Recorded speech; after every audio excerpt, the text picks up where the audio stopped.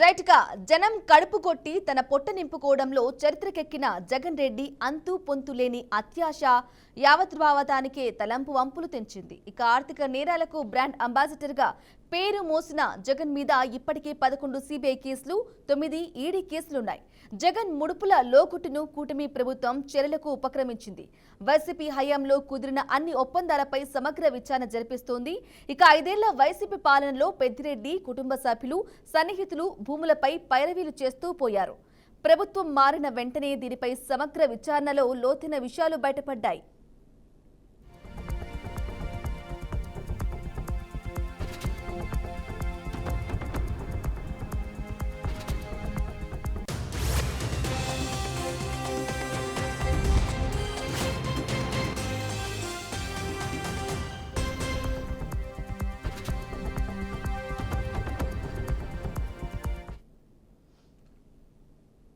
ఇక శ్రీశైలం మల్లన్న క్షేత్రంలో మాజీ మంత్రి పెద్దిరెడ్డి రామచంద్రారెడ్డి, ఆయన కుమారుడు రాజంపేట ఎంపీ పెద్దిరెడ్డి మిథున్ రెడ్డిలకు చెరో 25 సెంట్ల చొప్పున 50 సెంట్లను వైసీపీ ప్రభుత్వం కేటాయించింది. కాటేజీలు నిర్మిస్తామని స్థలం కేటాయించాలని అడగడమే తడువుగా వైసీపీ ప్రభుత్వం ఈ కేటాయింపులు చేసింది. అయితే ఆ తర్వాత వారిద్దరూ కాటేజీ నిర్మాణం కోసం ఆలయ అధికారులతో కనీసం ఒప్పందం కూడా చేసుకోలేదు, ఎటువంటి పనులు చేపట్టలేదు. వీరిలాగే మరికొందరితో పాటు వివిధ సంస్థలు, ట్రస్టులకు గత ప్రభుత్వం జరిపిన భూ కేటాయింపుల్లో నిర్మాణాలు చేయని వాటిని రద్దు చేయాలని కూటమి ప్రభుత్వం భావిస్తోంది. గత 5 ఏళ్లలో అనేక చౌల్ట్రీలు, అన్నదాన సత్రాలు, కాటేజీలు నిర్మించేందుకు ఎడాపెడా భూములు కేటాయింపు చేసింది. ఇందులో చాలా వరకు నిర్మాణాలు చేపట్టలేదు. వీటిపై త్వరలో నిర్ణయం తీసుకున్నారు.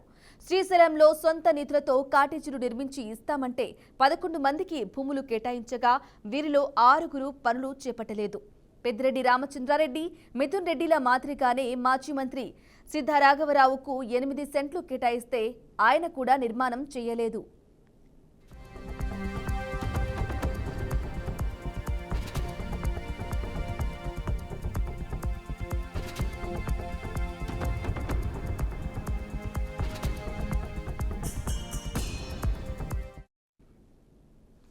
ఇక రాజమహేంద్రవరానికి చెందిన మాగంటి కిరణ్ కు 12 సెంట్లు, గుంటూరుకు చెందిన కె శివరామకృష్ణకు 12 సెంట్ల చొప్పున కాటేజీల కోసం భూములు కేటాయించేలా చూసుకుని పనులు ప్రారంభించలేదు. వీరితో పాటు హైదరాబాద్ కు చెందిన ఎం దయానంద్ కు కొంత స్థలం ఇచ్చినా పనులు మొదలు పెట్టలేదు.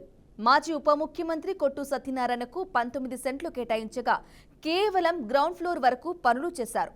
అసలు నిర్మాణాలే ఆరంభించని 6 కాటేజీలకు సంబంధించిన భూ కేటాయింపులను రద్దు చేయనున్నారు. ఇక గత 5 ఏళ్లలో చౌల్ట్రీల నిర్మాణం కోసం 18 సంస్థలకు భూములు కేటాయించారు.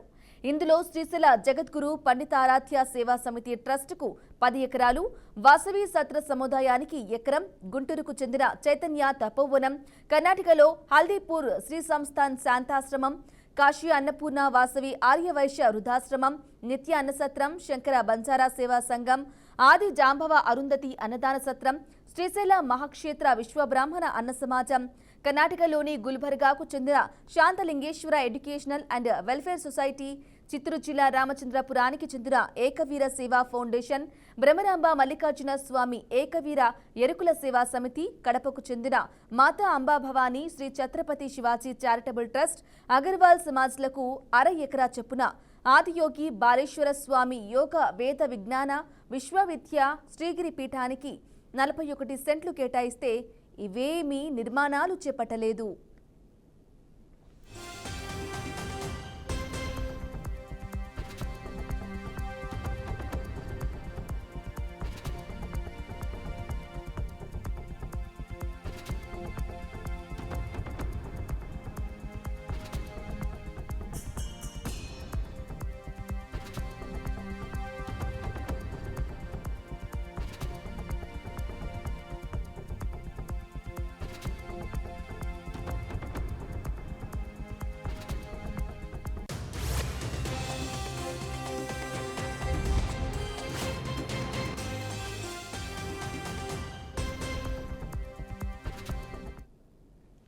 ఇక శ్రీశైల క్షేత్ర బ్రహ్మరంభ మల్లికార్జున స్వామివార్ల నగరాలు కులస్తుల Nitya Annasatram Dharmo Rakshita trust Hema Sairam Annapurna charitable trust Malahara Swamy Seva సంఘానికి ఎకరా చొప్పున కేటాయించగా వీటిలో కొంత పనులు జరిగాయి.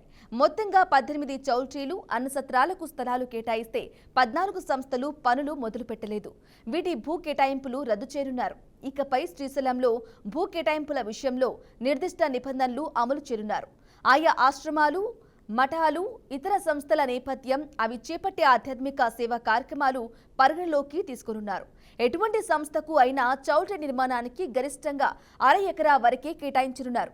కాలేజీలు వంటివి నిర్మించేందుకు ముందుకొచ్చే వారికి బెడ్రూమ్ల సంఖ్య ఆధారంగా భూ కేటాయింపులు చేరున్నారు. 4 బెడ్రూమ్స్ కాటేజీకి 400 చదరపు గజాలు వంటి నిబంధన అమలు చేస్తారు. రైట్గా ఇదే విషయానికి సంబంధించి పూర్తి సమాచారం అందించడానికి మా ప్రతినిధి బసవరాజు అందిస్తారు. బసవరాజు, చెప్పండి, అసలు నిర్మాణాలు ఎక్కడున్నాయంటారు? గతంలో చూసుకున్నట్లే గత వైసీపీ ప్రభుత్వం స్థలాలు కేటాయించినప్పటికీ కూడా నిర్మాణాలు ఎక్కడా జరగలేదు. వీటికి సంబంధించిన డీటెయిల్స్ ఏంటి? ఏదైతే శ్రీశైల పుణ్యక్షేత్రాన్ని అయితే గత వైసీపీ హయాంలో విచ్చలవిడిగా అక్కడ స్థలాలు తీసుకున్న పరిస్థితి మనకు కనిపిస్తా ఉంది. అంటే ఈవెన్ ఏదైతే దైవక్షేత్రంగా భావించే అక్కడ కూడా వైసీపీ వాళ్ళు అంటే ఏదేంటే నియమ నిబంధనలు కానీ ప్రమాణాలు పాటించుకోకుండా అడ్డదిడ్డంగా స్థలాలు కేటాయించిన విషయాలైతే మనకు బోధపడుతున్నాయి. అంటే ఏదైతే పెద్దిరెడ్డి రామచంద్ర రెడ్డి అదేవిధంగా అతని తనయుడు మిథున్ రెడ్డి పేరుతో కూడా 25 సెంట్ల చొప్పున ఎకరా పొలం కూడా అక్కడ కాటేజీ నిర్మాణానికి కేటాయించారు. అదేవిధంగా అనేక ధార్మిక సంస్థలు కొత్త సంస్థలు కొత్త పేర్లతో అంటే కాటేజీల నిర్మాణము అదేవిధంగా చౌల్ట్రీల నిర్మాణం కోసము భూమి కేటాయించినట్లు భూమి తీసుకున్నట్లు అంటే అప్పటి ప్రభుత్వం గత వైసీపీ ప్రభుత్వం ఆగమేఘాల మీద జీవో విడుదల చేసి వాళ్ళకి స్థలాలు అక్కడ కేటాయించడం జరిగింది.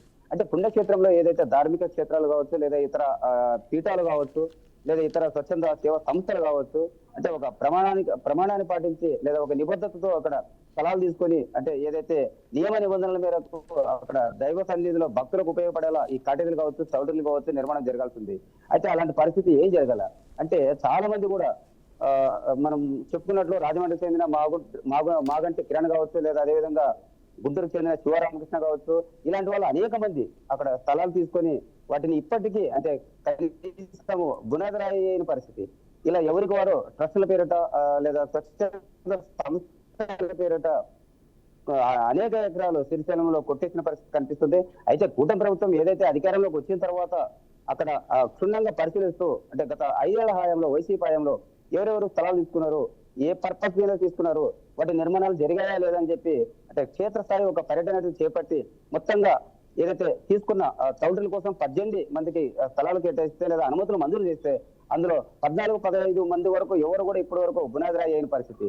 అంటే ఇలాంటి పరిస్థితులు అనేకం ఉన్నాయి. అంటే తెలిసొచ్చిన సమాచారం బట్టి ఇవి కొన్ని అయితే ఇంకా తెలియనివి అడ్డదిడ్డంగా లేదా దొడ్డిదారులు తీసుకున్న అనేక అక్రమాల అవినీతులు కూడా శ్రీశైల క్షేత్రంగా గత 5 ఏళ్లలో అనేకం చోటు చేసుకున్నాయి. అందరూ కూడా చూసిన పరిస్థితి.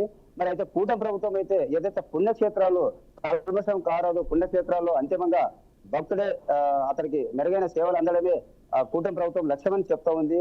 అలాంటి లక్ష్యంతో సాధారణంగా శ్రీశైల పుణ్యక్షేత్రంలో ఆయా కులాల వారుగా లేదా ఆయా మత సాంప్రదాయాల వారుగా కొన్ని క్షేత్రాలు లేదా కొన్ని సత్రాలు నిర్మించడం ఆనవాయితీగా వస్తుంది. ఆ ప్రకంగా ఆయా కులాల వారికి కేటాయించిన సత్రాలు ఏదైతే ఇక ముందు అంటే అడిగిన వెంటనే 1-2 ఎకరాలు దానం చేయకోకుండా లేదా దారదత్తం చేయకోకుండా ఏదైతే సత్ర నిర్మాణం కావచ్చు చౌల్ట్రీ కావచ్చు లేదా ఆశ్రమాలు కావచ్చు వారు చేస్తున్న సేవను బట్టి అంటే వారి యొక్క ట్రాక్ రికార్డ్ ఏంటి అంటే వారు ధార్మిక సేవా సంస్థ కావచ్చు స్వచ్ఛంద సేవా సంస్థ కావచ్చు ఇలా ఏ విధంగా అయితే వాళ్ళ ట్రస్ట్ పనిచేసిందని దాన్ని కొలమానంగా లేదా కొలబద్దగా తీసుకొని అంటే 1/2 ఎకరాలు మాత్రం ఇక ముందు అక్కడ స్థలాలు కేటాయింపు జరుగుతున్నట్లు ఇప్పటికే ఏదైతే రాష్ట్ర ప్రభుత్వం స్పష్టంగా ఆదేశాలు ఇవ్వడం జరిగింది. ఆ ప్రకారంగా ఇప్పటి వరకు అంటే అక్కడ అనుమతి పొంది స్థలాలు తీసుకున్న వాళ్ళు ఎవరైతే ఉన్నారో వాళ్ళంతా కూడా లిస్ట్ అవుట్ చేసేసి అంటే 5 ఏళ్ళైనా లేదా 6 ఏళ్ళు కలిసినా కూడా ఎందుకు మీరు అక్కడ పునాదిరాయి చేయలేదు అంటే మీరు అనుకున్నట్లు ట్రస్టులు కావచ్చు చౌల్ట్రీలు కావచ్చు లేదా ఆశ్రమాలు ఈ కాటేజీలు ఎందుకు నిర్మాణం చేపట్టలేదని అంటే వాళ్ళని అడిగిన తర్వాత వాళ్ళ అనుమతులు రద్దు చేసి తదుపరి ఏదైతే కొత్త నిబంధనలతో అంటే ఆసక్తి గలవాదో లేదా దైవ సన్నిధిలో సేవ చేసుకుందామనే సుగుణము లేదా మంచి గుణము కలవారికి కూటమి ప్రభుత్వం అయితే సరికొత్తగా నిబంధనలతో కొత్త అవకాశం కల్పించి అక్కడ 1/2 ఎకరాకు మించకుండా లేదా కాటేజీ నిర్మాణాన్ని బట్టి లేదా అదనపు గదులు లేదా ఎన్ని గదులు నిర్మిస్తారో ఈ విధంగా కొలతలు బట్టి అయితే స్థలాలు కేటాయించే అవకాశం కనిపిస్తా ఉంది మనకు. Right Basavaraju, thank you for the updates.